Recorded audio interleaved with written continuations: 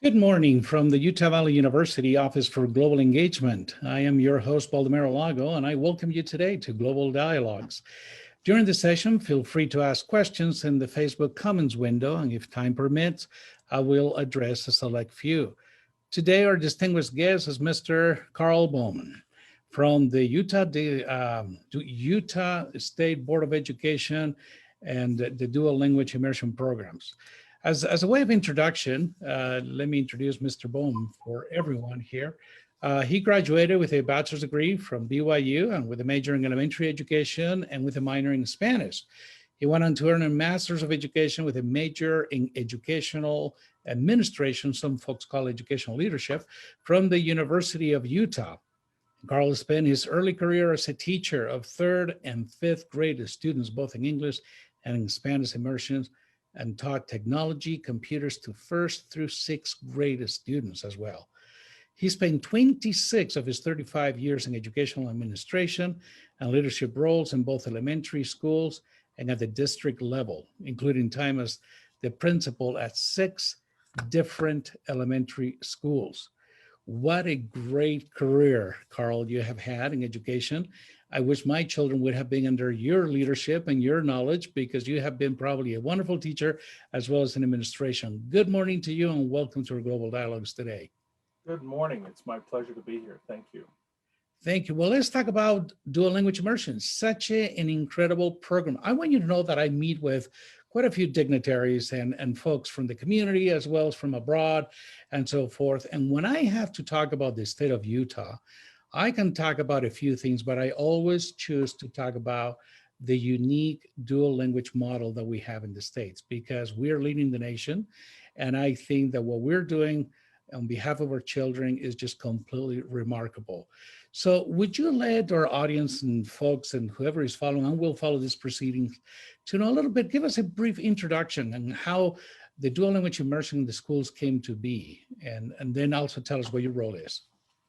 You bet, be glad to. Well, Utah has a rich history of immersion programs. In 1978, Utah's first immersion program opened at Cherry Hill Elementary School in Orem, Utah, within the Alpine School District. The endeavor was spearheaded by Utah parents who heard about immersion in California and wanted language learning opportunities for their own children. So over the next decade, Alpine District started 5 more immersion programs. And I began teaching at Northridge Elementary School in 1985 as a 3rd grade Spanish immersion teacher there. And for 30 years between 1978 to 2008, Utah's immersion programs were established as a result of an educator or parent group who went to the local school boards advocating for and endorsing for Spanish immersion. So programs were supported by local communities through grassroots efforts, which often lacked significant financial resources and professional development. Though there were some level of collaboration between the immersion schools, individual teachers and principals, they were often burdened with the significant responsibility of creating curriculum and implementing immersion without a network of support.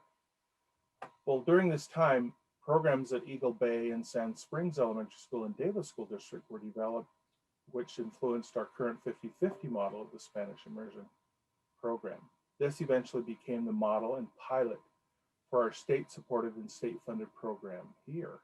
Well, in 2008, Governor Huntsman and Senator Stevenson saw the business need for people who spoke at least 2 languages to serve in the military, businesses, construction work, the culinary arts, and the different trades. And this would help propel Utah as a business powerhouse, having provided a pilot program to ensure that many students could learn a second language. And this program is the Utah Dual Language Immersion Program currently. Well, in 2009, Utah launched 25 language immersion schools in Chinese, French, and Spanish. And since then, we've added 3 additional languages, German, Portuguese, and Russian. And in furthering their vision, House Bill 152 was passed in 2016, providing the first program in the US to bridge the gap between high school and the higher education, providing funding to continue the language learning for these students into high school and beyond. And then in 2018, a bill was passed removing the pilot status of the dual language immersion program and establishing a funding statewide proficiency assessment, making this program really a K-16 reality. So it's an exciting process that the state legislature has supported and is fully funding this program now. So it's exciting. And as my role, you asked me to talk about as a dual immersion specialist at the state board. My responsibilities in leadership are in our ongoing implementation of the dual immersion programs across the state, meeting the dual immersion students' need in critical languages across the state. I take care of the professional development for educator quality, coordinate all of those events.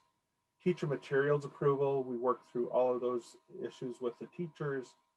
We collaborate with other curriculum areas. I lead development and carry out statewide and co-curricular dual immersion activities for students. I serve as a resource on effective language instruction, kind of national issues and related legislation for USBE staff community. I keep abreast of trends and issues in language education to bring innovation and renewal to instruction in dual immersion and world languages in the state. I collaborate with districts, administrators, and teachers to promote instructional consistency across DLI models across the state. That's the beauty of our state model, is that it's consistent across all 285 programs across the state. And I develop the budgets and seek additional funding and manage grants to bring innovation in the program and courses and techniques in Utah. So just a lot of great things that are happening. I serve as a source of specialized information on second language acquisition and a consultant on dual language immersion issues for the State Board of Education and State School Board, legislature, governor's office. I also explain the state dual language immersion program to parents, news media, governmental officials, and community leaders. So those are my roles as the dual immersion specialist. And you still have time to sleep. No, this is incredible. I mean, what a major task you have and you do throughout the state and for the benefit of our students and community. As I was mentioning right before we started, last night I was watching the news and all of a sudden, you see the governor being so busy with COVID and everything else, but hey, he hit the news yesterday visiting a dual language immersion school. And of course, he has a lot of things to do, but that shows that even our current and new governor, he's interested and supportive of this amazing program. With that said, would you mind sharing maybe some highlights or perhaps dividends on this major investment obtained through this program? Sure. Kind of the benefits of dual language immersion. First, it's the second language skill. Students achieve high proficiency in the immersion language that they're studying. Second, it's the performance on standardized tests. Immersion students perform as well as or better than non-immersion students on standardized tests in English. So it's not a deficit program. Our initial goal was they will do no harm. They will do at least as well as their peers, and in lots of cases they're doing better. Cognitive skills. Immersion students typically develop greater cognitive flexibility, demonstrating increased attention control, better memory, and superior problem-solving skills, as well as an enhanced understanding of their primary language. They develop a cultural competency. Immersion students are more aware of and generally show more positive attitude toward other cultures and an appreciation of other people. And the long-term benefits for them, immersion students are better prepared for a global community and job markets for 21st century skills as an asset for them. So really, there's some very long-term life benefits for students who are in dual immersion. And not only for the individual, but also for the state. I mean, if those students become, and I remember in the initial stages on the development of the DLI programs, I remember at a meeting that I attended where someone from the leadership house indicated, well, we're not here to create more linguists or more experts in a certain language or culture. We're here to make better engineers, better architects, better businessmen. They're competent on a second language. So when they have to conduct business, elsewhere, they will be able to understand, as you mentioned, the culture, the business culture, the language, and everything else. So I think that is, to me, is one of the greatest assets of this program. But as I mentioned or talked to other folks in regards to the DLI model, many individuals out in the community don't know specifically, what this entail? How many languages?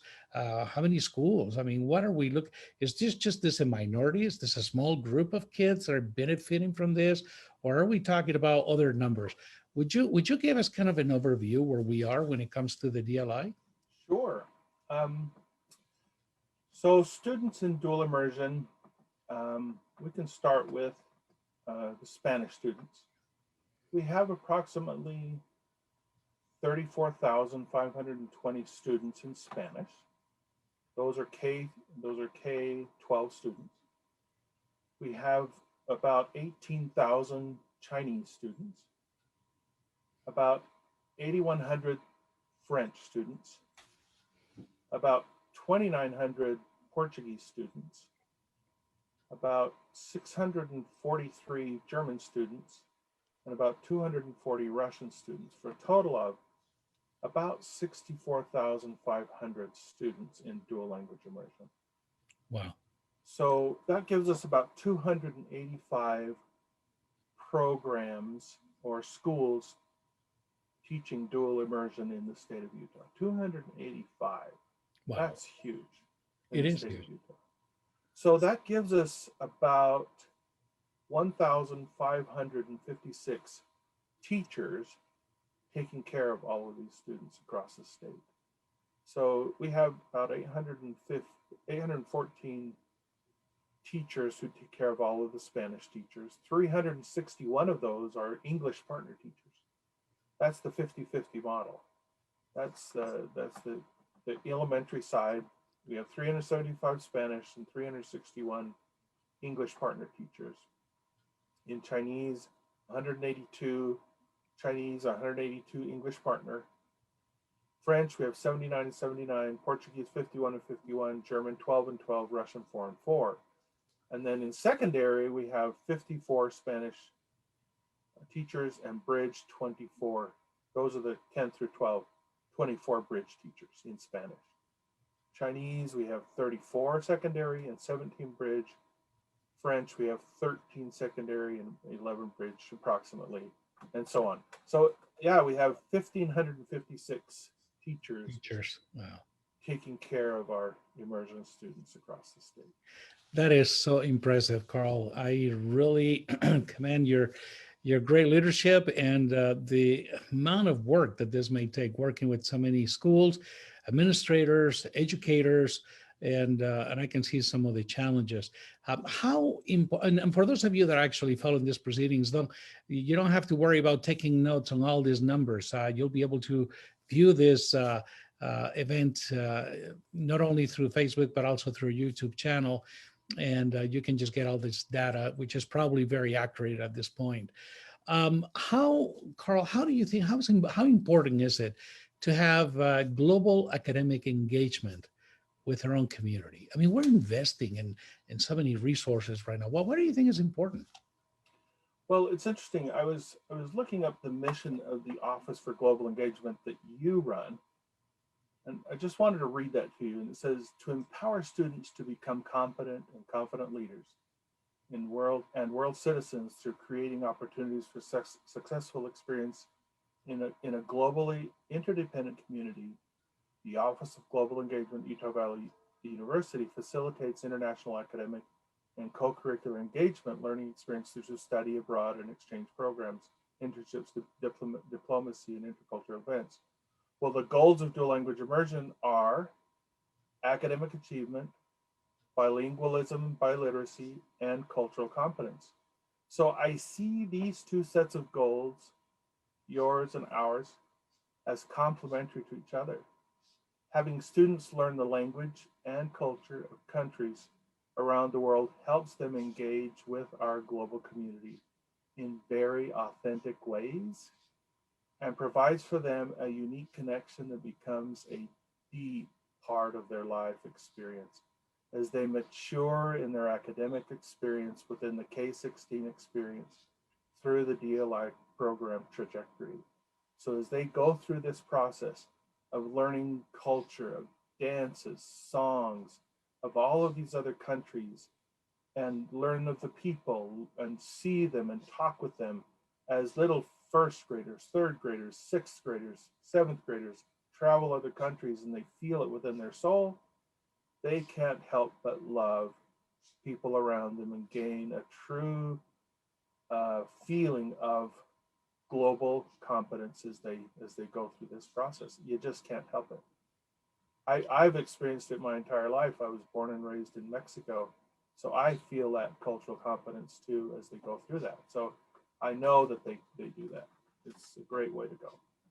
Thank you very much, even to remind me about our own mission statement, which this is something that we try to live by on a daily basis. And I'm glad that at least the seeds are you're planting with the young minds, those seeds can actually be later on nurture as they come through the K to actually 12 through 16 programs Yeah. at the university level. So this is fantastic. I imagine that you probably have a lot of fans and a lot of support coming from the community in regard to these programs. I mean, as I visit with families that their children are in dual language immersions, they're really excited, really happy.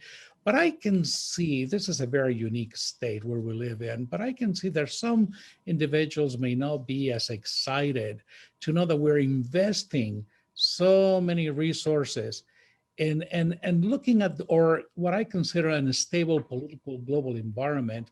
Individuals may ask the questions as, why are we investing in languages such as Russian or Chinese? I mean, how is this going to help us right now? I mean, we're so polarized at this point that here we are trying to educate these minds and in areas that we don't connect as well. And perhaps the connection is due to economics reasons or political reasons, right? But what would you respond to those individuals that may pose that question?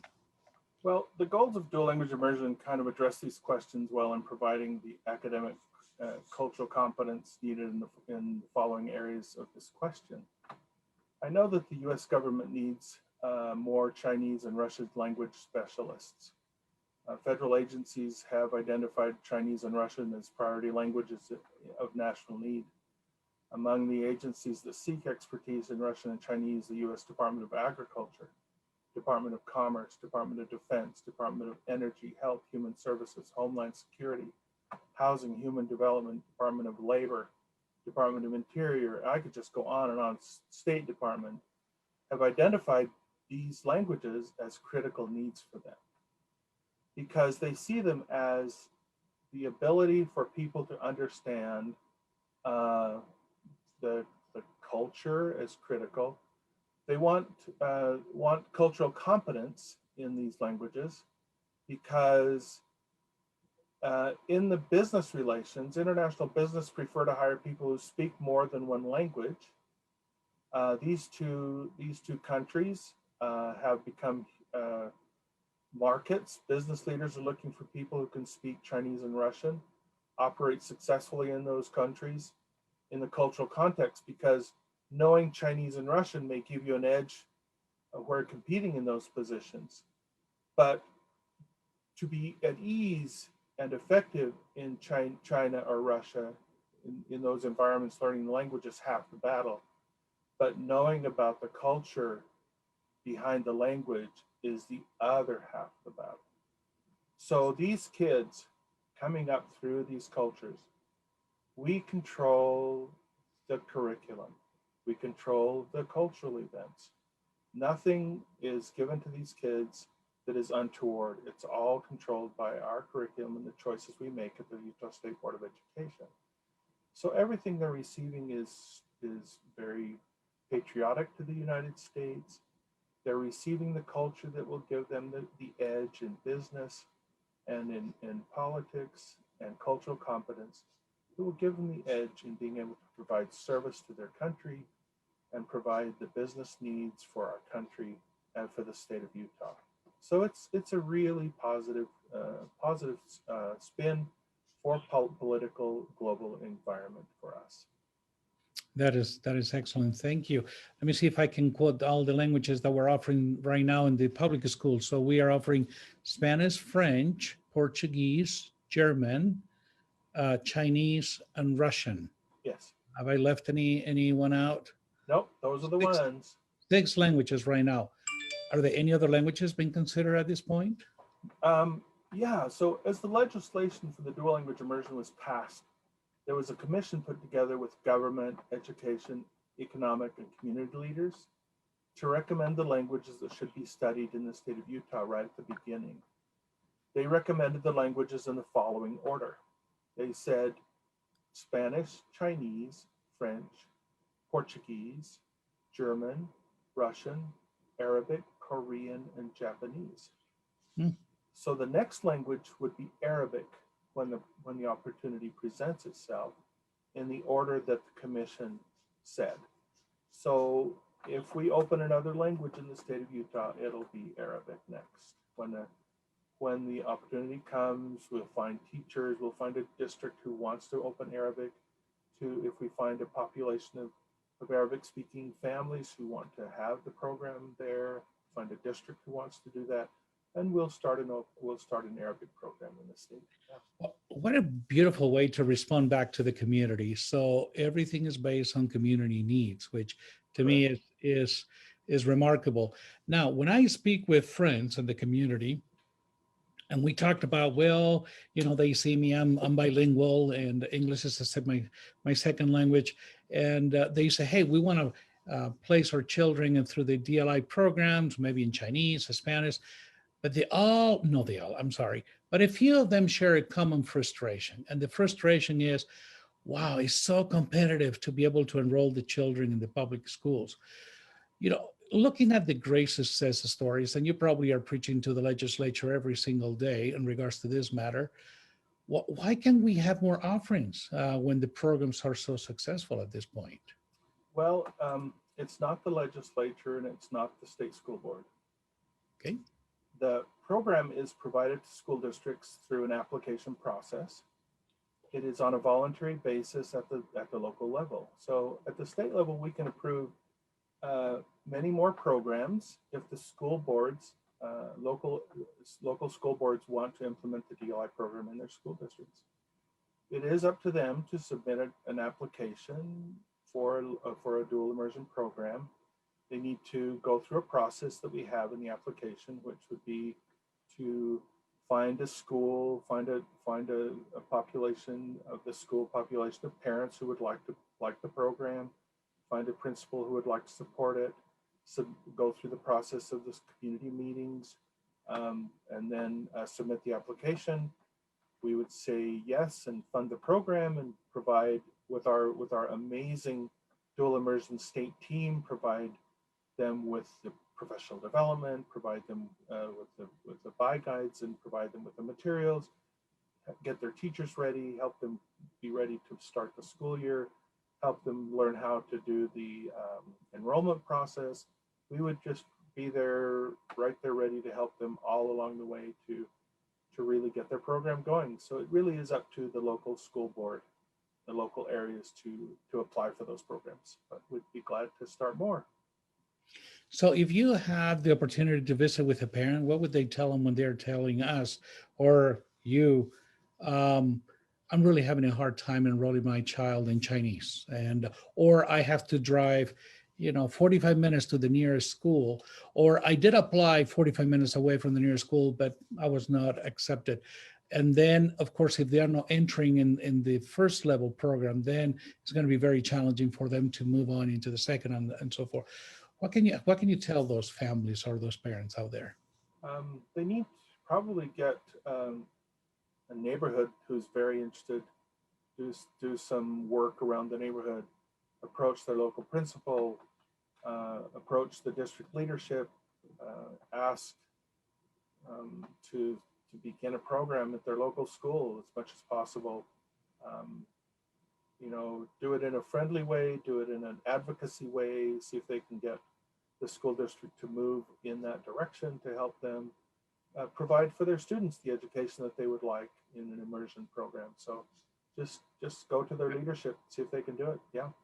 Great, that's a good suggestion. Carl, you're working from home. I'm working, most of the days at home too. And although I'm in my office today, it has been a very challenging year. My oldest daughter, she is a high school teacher, and I have to hear every day the complications of the year that we're living in, or lovely COVID that has come and stayed for actually too long at this point. Tell me about teaching dual language immersion under COVID. I bet that has been the biggest nightmare ever. COVID-19 has affected our program, and it has affected our program in the same way that it's affected other programs regarding virtual learning for those who have chosen that option of learning at home. For our in-person learning, of course, it's affected our teachers as well, but they are doing a great job with the in-person learning. So our language teams are creating online content for students as they continue learning in their language and keep on their language learning trajectory as much as possible given the virtual environment. So we're hopeful that we can get back to face-to-face instruction as soon as possible. The other thing that has affected us is we were not able to conduct our annual Dual Immersion Institute, our Audi, at UVU face-to-face this past year because of COVID. But we held it virtually and opened it to our DLI community across the United States. We hosted approximately 1,260 educators and administrators from across the United States on a virtual Audi this year. So on the one hand, we were able to host many more people on a virtual setting. And so that's a positive, but yes, it's a struggle to meet the needs virtually of our students for those who are doing it. But our teams are doing an amazing job providing course after course for our students to continue learning the language virtually. And for those who are learning it face-to-face, we appreciate those teachers making the effort to make sure that they continue learning the language in school as well. We have a very strong program here at the university, and I received just the question by one of I don't know if it's faculty or student, but through our channel. Any consideration for American Sign Language in the future? We have been in discussions with the Utah School for the Deaf and Blind with an ASL program. It's being talked about. It's going to be a very unique program, but it's still in the discussion stages. So that's probably all I can say for now. But yeah, it's under discussion. At least it's in the conversation, and I think you have to understand. We have at one point in time, hundreds of graduates on an annual basis. That we have offer three majors at UVU when it comes to ASL. So I know there is a lot of interest in this community to see this moving forward. But I'm glad that at least it's in conversation. Karl, we love the work that you folks do. And from the university side, from the university perspective, what can we do to support your efforts? Well, universities have a unique role in supporting dual language immersion. Their position is providing professors. Their position in providing professors to co-teach bridge courses is critical to the success of the culminating years for dual immersion students in 10th through 12th grade. The bridge program offers advanced language pathways for high school students who have passed the advanced placement and cultural exams, bringing the bridge gap between completion of the exam and higher education. So also students begin upper division language, university language coursework in the high school. So it's really critical that we depend on our universities across the state to do that, creating that pathway from K-6 to secondary to bridge, and then also university career pathways that universities create for us, which is great. In addition to this, universities offer dual language immersion endorsements along with their education themes, education career pathways, and providing the foundation of dual language immersion courses that they offer. Especially UVU has partnered with 5 other school districts to be able to offer that course for our teachers who are seeking that endorsement. So we're really grateful for UVU in providing that. So yeah, universities really do work well with Utah State Board of Education to provide those opportunities for endorsements for teachers that are critical for dual immersion, and providing those pathways for our students, and then also providing the co-teachers for the bridge program. Without universities, would be pretty stuck without them. So we're grateful for all the universities. We're grateful for the partnership we have with UVU in providing those opportunities for us, for Audi, and for other opportunities that in that way for our endorsement program. So extremely grateful. Yeah, thank you so much. Well, we're honored to work with you, to be partners with you. Hello, we have a lot of things in common, and we should be able to continue to work together in this effort. Um, Karl, you have been such an encyclopedia for all of us. I know there's a lot of folks that have wondered or continue to wonder about the DLI, the dual language immersion model. And I think that you have been able to give a master lecture today on how things began, how the things have been developing, and what are we looking at, some of the challenges that we have faced, and then again, some of the rewards or dividends that we're getting from this lovely investment. Thank you for taking the time to be with us, My great pleasure. for instructing us, and to help us understand a little better the Utah dual language model. And also want to thank all of you that have been following the proceedings today. And just kind of as a reminder, the upcoming events that we are having. Tomorrow we'll be having a panel, a Taking Action panel on Sustainable Development Goal number 9. And this goal actually focuses on the need to build resilient infrastructure, promote inclusive and sustainable industrialization, and foster innovation. And the panelists for that goal they're going to be Dr.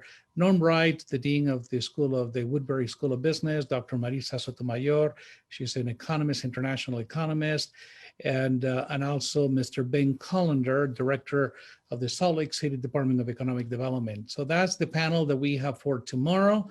And a week from today, we have another Global Dialogues, and we will be hosting Christine Hernandez. She is the former director of the Office of Foreign Missions in Los Angeles. She has been a diplomat all of her career, and it will be such a treat to listen from her and some of her experience worldwide. So again, to see the full schedule of our Global Dialogues or preview videos, simply access our website at uvu.edu/global. Again, we thank you for your attendance today. Thank you, Karl. And as we sign off, make sure you choose to be a global citizen. Thank you and have a great day today.